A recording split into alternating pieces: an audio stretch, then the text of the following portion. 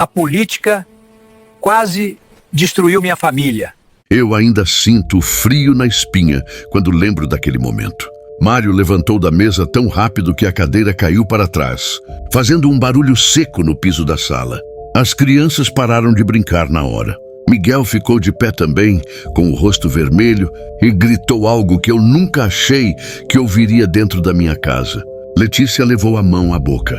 Por um segundo eterno, achei que um dos meus filhos ia sair batendo a porta e nunca mais voltar.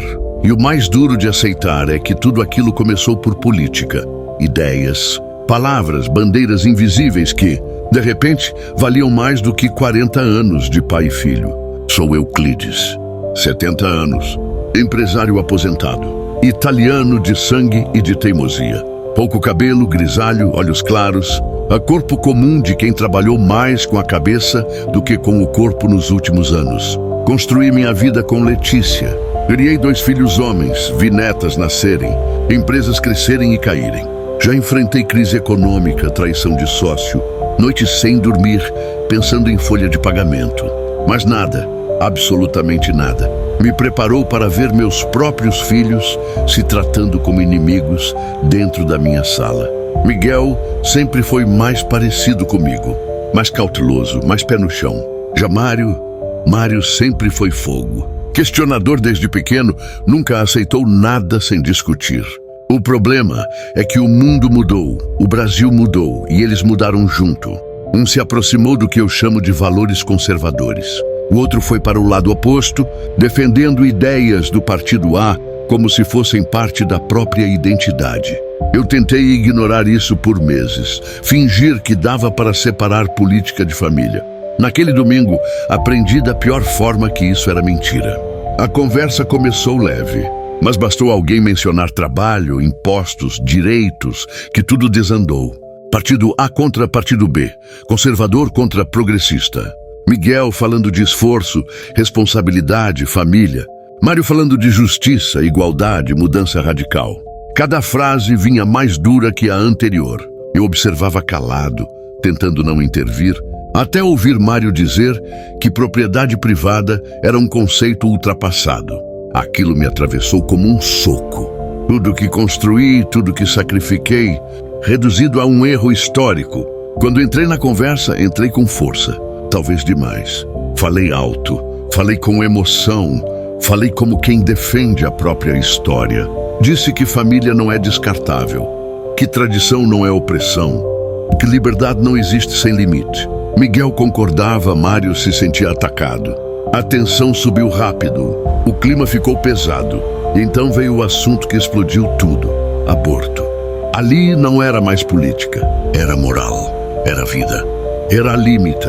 Foi quando Mário levantou da mesa e tudo quase acabou. Naquele instante algo em mim quebrou, ou talvez se ajustou. Em vez de continuar brigando, pedi silêncio. Não gritei, falei baixo, falei como pai. Contei coisas que nunca contei, medos que escondi, decisões erradas, culpas que carrego até hoje. Disse que meus valores não nasceram do ódio ao diferente, mas do medo de perder o que mantém uma família em pé. Olhei para Mário e disse que não. Queria perdê-lo por causa de um partido. Nem A nem B valiam isso. E então fiz algo que ninguém esperava. Cedi. Não tudo, mas cedi. Reconheci que o mundo não é mais o mesmo, que algumas mudanças são necessárias, que nem em toda tradição é sagrada. Disse que talvez eu não entenda tudo que ele sente, mas queria entender. Que conservadorismo, para mim, não é fechar os olhos, é proteger o futuro dos netos. Vi o rosto dele mudar. A raiva deu lugar à confusão, e a confusão à escuta. Miguel falou depois com a voz embargada. Disse que não queria criar as filhas num mundo onde irmãos não se falam por política. Que discordar faz parte, mas respeito é inegociável. Aquilo selou algo ali. Não resolvemos o Brasil, não resolvemos a polarização, mas resolvemos aquela mesa. A família voltou a respirar, as crianças voltaram a rir. E eu percebi que a autoridade verdadeira não vem de impor, mas de sustentar o caos sem fugir. Quando o almoço acabou, nada estava exatamente resolvido, mas algo estava salvo. Mário não foi embora. Miguel não se fechou. Letícia me abraçou em silêncio. Eu senti um cansaço bom diferente do cansaço dos negócios. Um cansaço de quem evitou uma tragédia invisível. Entendi que meu papel agora não é vencer debates, mas impedir que ideias destruam. Laços que levaram uma vida inteira para ser construídos. Mais tarde, sozinho na varanda, pensei em tudo aquilo. O Brasil segue dividido. Meus filhos seguem pensando diferente. E talvez sempre pensem.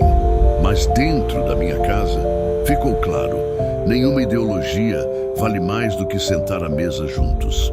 Eu sou Euclides. E se cheguei até aqui, foi porque aprendi tarde, mas aprendi que o maior legado de um homem não é o que ele defende, mas quem ele consegue manter por perto. E essa é só a primeira história que ainda tenho para contar.